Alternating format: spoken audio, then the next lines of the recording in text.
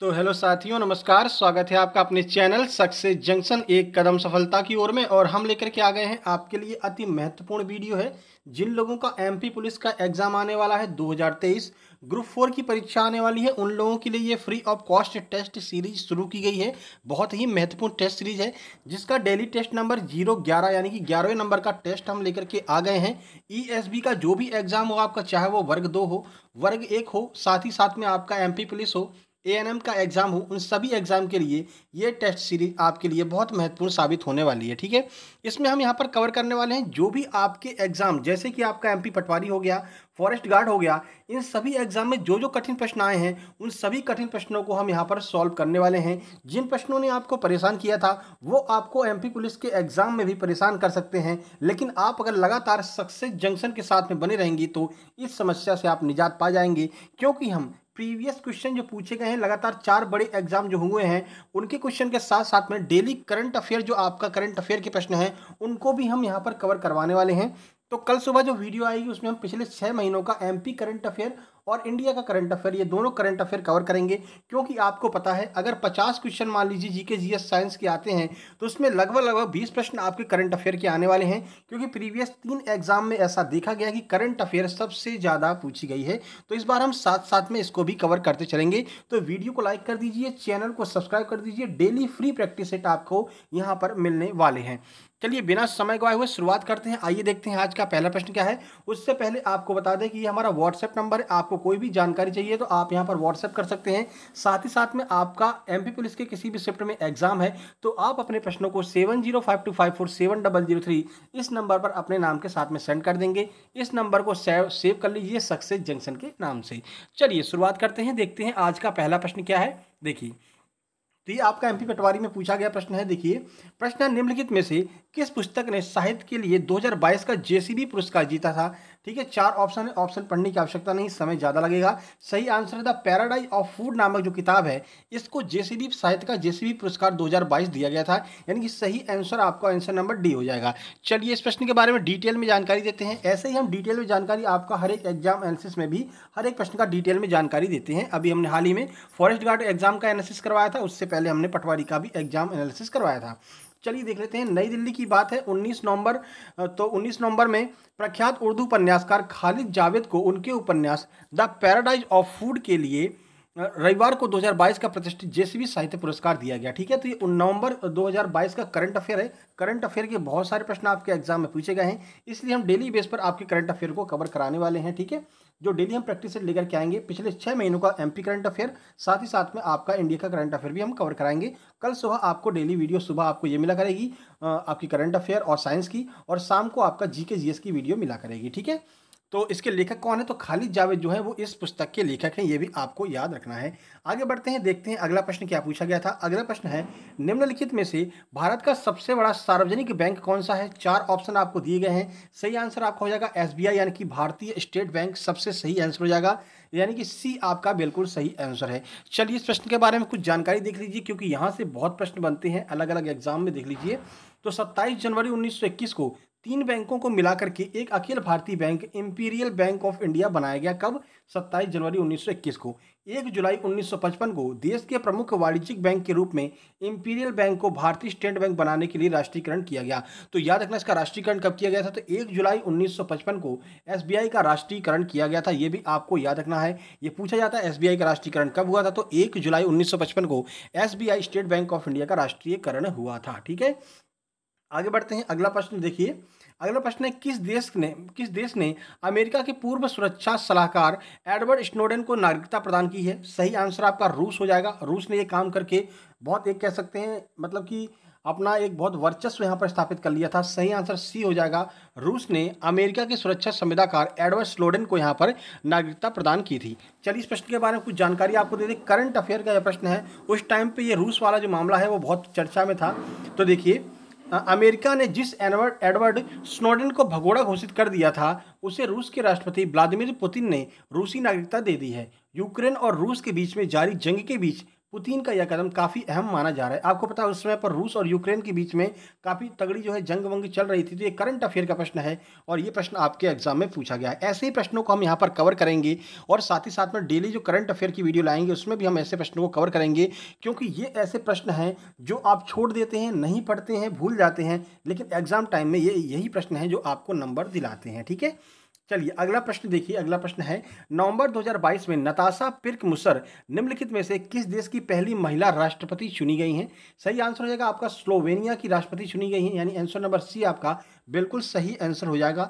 अब यहीं से आपके जो है पहली महिला प्रधानमंत्री कौन है, पहली महिला सचिव कौन बनी है, ये प्रश्न आपके पूछे जाने लगे थे पटवारी में। उस टाइम पर हम एग्जाम एनालिसिस करवा रहे थे तो हमने महिलाओं वाली वीडियो अलग से बना दी थी, वो वीडियो आप सर्च करके देख भी सकते हैं। World first lady by success junction search कर लेना तो वो वीडियो आपको देखने को मिल जाएगी। देखिए, नताशा पिर्क-मुसर स्लोवेनिया की पहली महिला राष्ट्रपति चुनी गई हैं।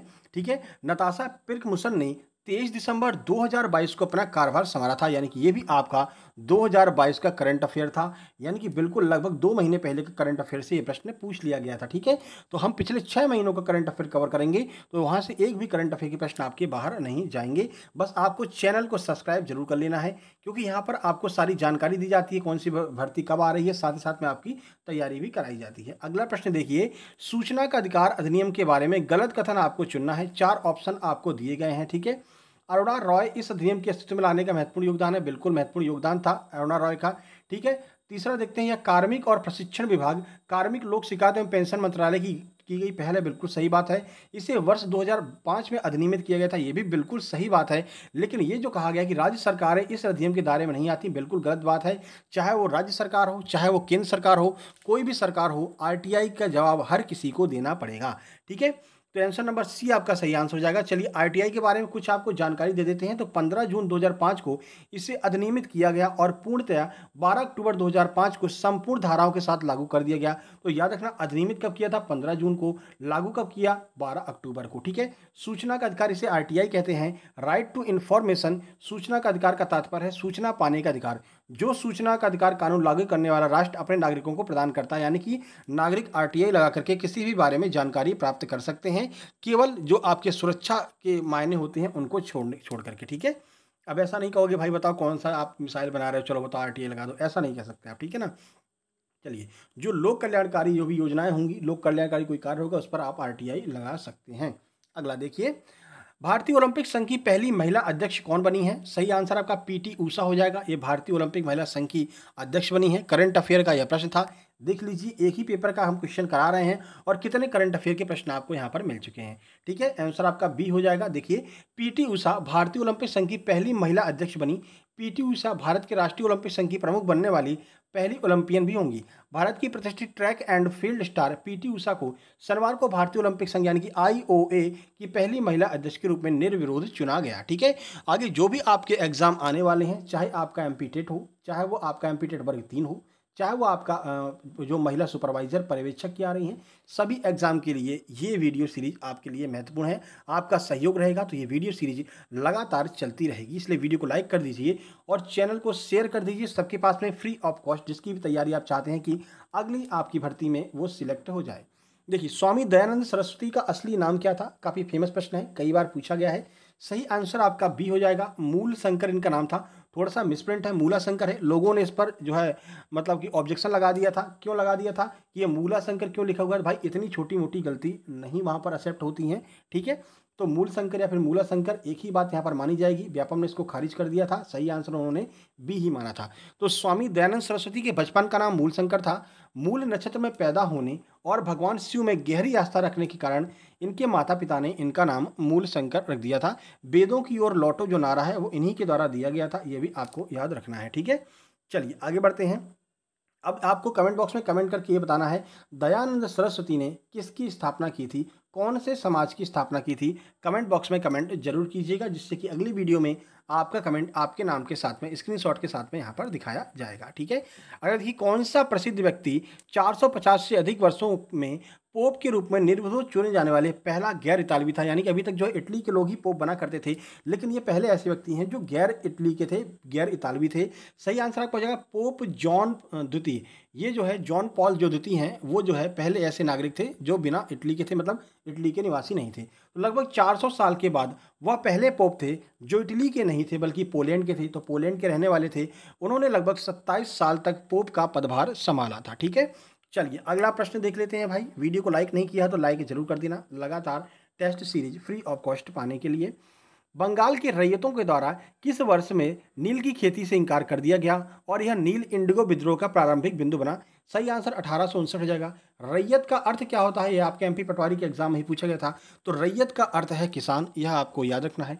सही आंसर बी हो जाएगा, यानी कि 1859 में नील विद्रोह शुरू हुआ था। देखिए, तो नील विद्रोह मार्च 1859 में बंगाल में शुरू हुआ और ब्रिटिश बागान मालिकों के खिलाफ किसानों के द्वारा विद्रोह था, जिन्होंने उन्हें उन शर्तों के तहत नील उगाने के लिए मजबूर किया था जो किसानों के प्रति बेहद प्रतिकूल थे। नील किसानों में नील उगाने से इनकार कर दिया और बंगाल के नदिया जिले में, याद रखना इस जिले का नाम पूछा गया है, नदिया जिले में इन्होंने जो है विद्रोह शुरू किया था। तो नील विद्रोह 1859 में बंगाल के नदिया जिले से शुरुआत हुई थी, यह भी आपको याद रखना है। ठीक है, चलिए भाई आगे बढ़ते हैं। अगला प्रश्न देखिए, राष्ट्रकूट निम्नलिखित में से किस वंश के आरंभ से सामंत या फिर अधीनस्थ थे? यानी कि राष्ट्रकूट लोग जो हैं वो किसके सामंत हुआ करते थे? सीधे सीधे प्रश्न आपसे पूछा जा रहा है। तो कर्नाटक के चालुक्य या फिर बादामी के जो चालुक्य हैं उनके सामंत हुआ करते थे राष्ट्रकूट लोग। ठीक है, तो आंसर आपका ए हो जाएगा। आपके इतिहास से भी काफ़ी कठिन कुछ प्रश्न जो है वो आपके पूछे गए हैं, डीपली प्रश्न आपके पूछे गए हैं। साइंस से भी ऐसे ही प्रश्न आपको देखने को मिले हैं। आप लोग कमेंट बॉक्स में कमेंट कीजिए, साइंस की अगर आप टेस्ट सीरीज चाहेंगे, इसी तरह से साइंस की टेस्ट सीरीज भी आपको हम प्रोवाइड करा देंगे। देखिए, तो प्रारंभ में राष्ट्रकूट बादामी के चालुक्य वंश के सामंत थे या फिर कर्नाटक के चालुक्य वंश, एक ही बात है। ठीक है, अरब लेखक अबू जैद के अनुसार राष्ट्रकूट महिलाएं चेहरे पर पर्दा नहीं करती थी, ये भी आपको याद रखना है। ठीक है, आगे बढ़ते हैं।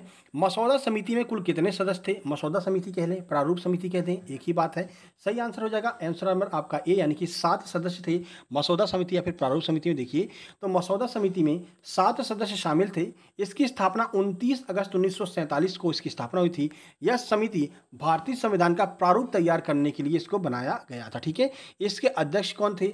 बहुत फेमस नाम है, बहुत बड़ा नाम है, संविधान का पिता कहा जा सकता है। तो आपको कमेंट बॉक्स में कमेंट करके बताना है मसौदा समिति या फिर प्रारूप समिति के अध्यक्ष कौन थे। ठीक है, इनका भी नाम नहीं लिख पाओ तो भाई डूब के मर जाओ कहीं जा करके। ठीक है, इतने फेमस हैं, ये बहुत बड़ा नाम है। चलिए देखते हैं अगला प्रश्न।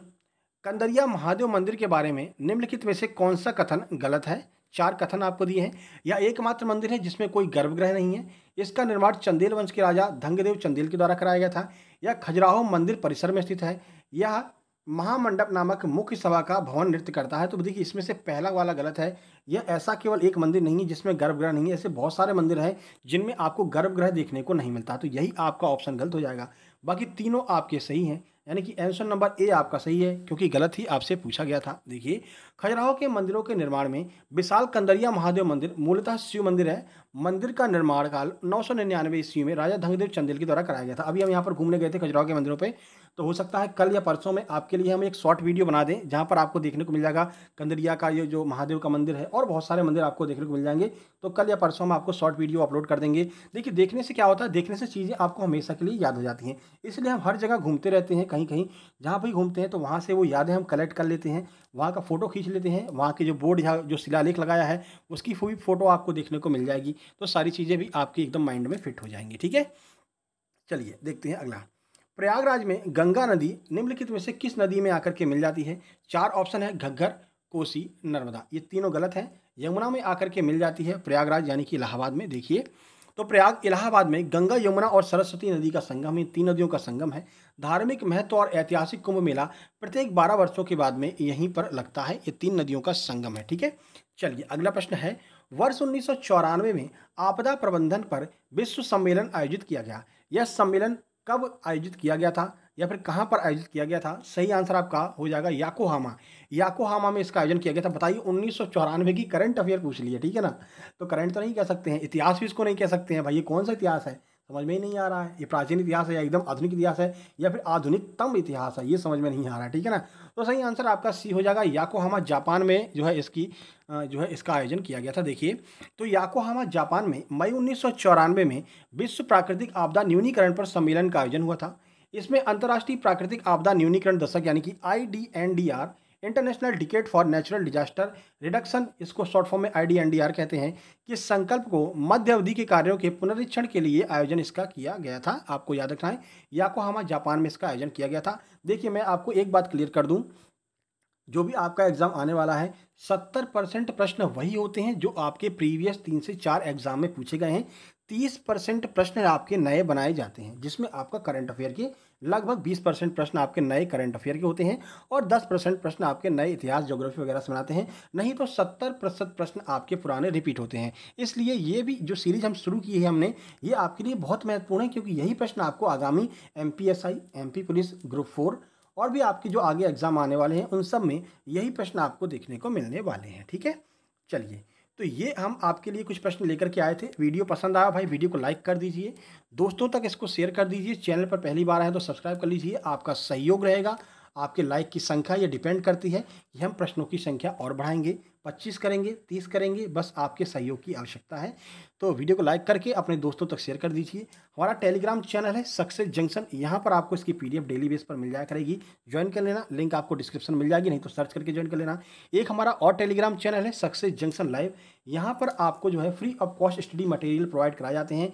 सक्सेस जंक्शन लाइव, लाइव लिख देना, सर्च कर लेना, तो वहाँ पर आपको फ्री में स्टडी मटेरियल, जैसे कि आपको मैथ की बहुत सारी किताबों की PDF, राकेश यादव सर की मैथ की किताब की PDF, पिनाकल की PDF और बहुत सारी ऐसी किताबें हैं, इंग्लिश की बहुत किताबों की PDF आपको वहाँ पर मिल जाएगी इस टेलीग्राम चैनल में। ठीक है, बहुत सारी फॉर्मूला बुक्स आपको वहाँ पर मिल जाएंगी। SSC CGL रैंक 1 का हमको नोट्स मिल गए हैं, तो वो नोट्स हमने वहाँ पर डाल दिए PDF फॉर्म में, तो वो सब आप जा करके वहाँ से डाउनलोड कर सकते हैं। लेकिन ये सुविधा केवल सक्सेस जंक्शन के सब्सक्राइबर्स के लिए है। तो पहले सक्सेस जंक्शन यूट्यूब चैनल को सब्सक्राइब कर लीजिए, फिर टेलीग्राम पर जाकर के सर्च करना सक्सेस जंक्शन लाइव, तो वो चैनल आपके सामने आ जाएगा इसी लोगों के साथ में, स्टेशन वाले लोगों के साथ में। उस पर क्लिक करके आपको डॉक्यूमेंट सेक्शन में जा करके वो सारी फाइल आपको डाउनलोड कर लेनी है और फ्री ऑफ कॉस्ट अपनी तैयारियाँ शुरू कर देनी है। ठीक है, चलिए जल्द ही मिलते हैं कल सुबह करंट अफेयर वाली वीडियो में, जिसमें हम पुराने 6 महीने के करंट अफेयर, इंडिया और MP करंट अफेयर को कवर करेंगे। और शाम को एक बार फिर से हम 6 बजे आपके लिए GK GS प्रीवियस एग्जाम में पूछे गए, पिछले 3 बड़े एग्जामों में पूछे गए प्रश्नों को लेकर के हम आने वाले हैं। ठीक है, तो वीडियो को लाइक करके चैनल को सब्सक्राइब कर लेना। मिलते हैं कल सुबह, तब तक के लिए नमस्कार, धन्यवाद।